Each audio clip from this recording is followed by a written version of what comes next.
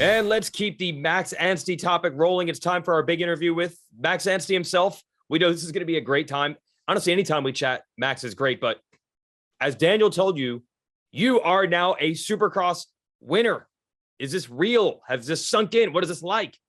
It's unbelievable. As you can see, I've got my trophies lined up, and man, it's just something so special that, you know, I've got the whole collection now. I've got third place, got second place, now I've got a first. It's definitely, I don't know, something that I've always dreamed of as a kid, and growing up, you constantly just you dream of this your entire life, and coming to America was such a big move, and there was a lot of doubt, a lot of questions of you know, am I doing the right thing?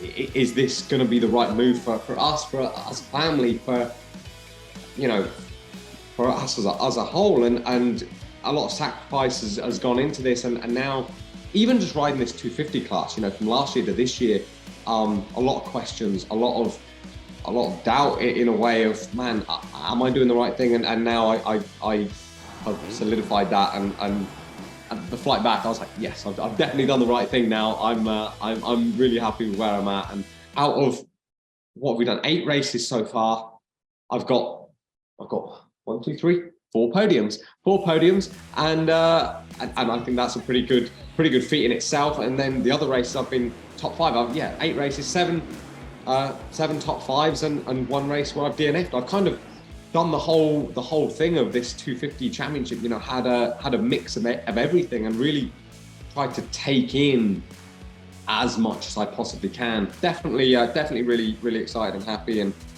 you know, 7 days, or not even that now, we've got to go racing again, so keep focused on moving forward. Max, a couple of weeks back, I had heard that some of the factory teams were calling you after your fast start of the season, were curious, what's your plans, what's your deal? And I heard from them that you said, I love where I'm at. I love my team. And my question is, now that you guys have done this together, I mean, how true is that you guys have been able to build this early, fight through some struggles, and now win together as a team, when you were telling people, hey, this is where I want to be, I'm happy being here? Yeah, for me, I guess having that bit of experience of being around the world, I've ridden for a lot of different teams, and for me, when I first came up here to Cairo, Georgia, and met Yariv, met Martin Davalos, met the group of people that I'm working with, I had no expectations. I had no idea. You know, this time last year I was without a ride, didn't know what was going on, and my wife was like, just go up and meet him, go up and see him, and in the end, you know, at that time my focus was on, I want to race outdoors, I want to be ready for the outdoor championship, and things were changing. They were calling me saying, come on, ride a 250, you know, this is going to be the way to go. And I came up and met the guys, and I was really pleasantly surprised at how great the people were.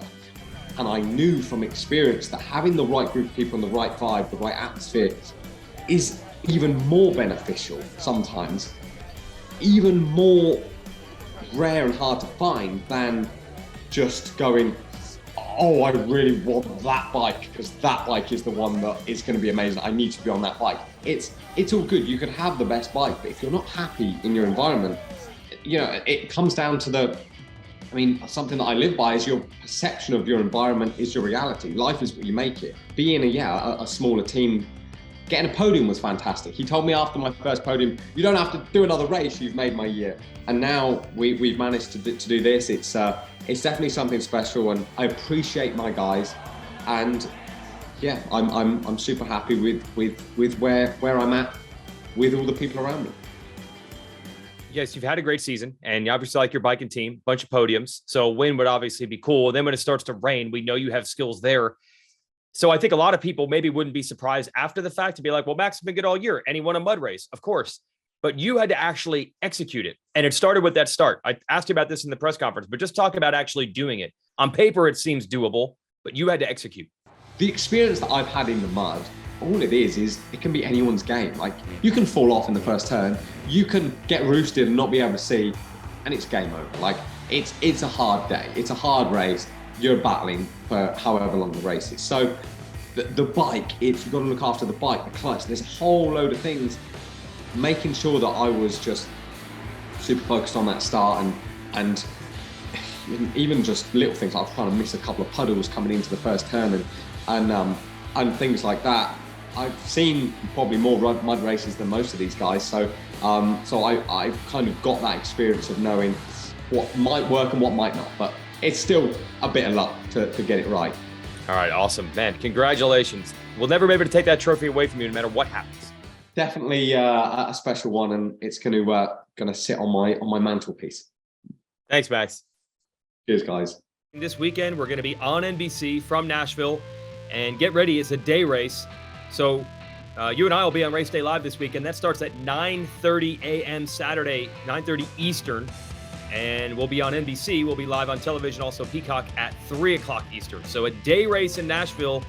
Hi, folks. Lee Diffie from NBC Sports here. If you truly enjoyed what you just watched, you can get more news, interviews, and highlights by subscribing to the Motorsports on NBC YouTube page. You can get it all, so go for it.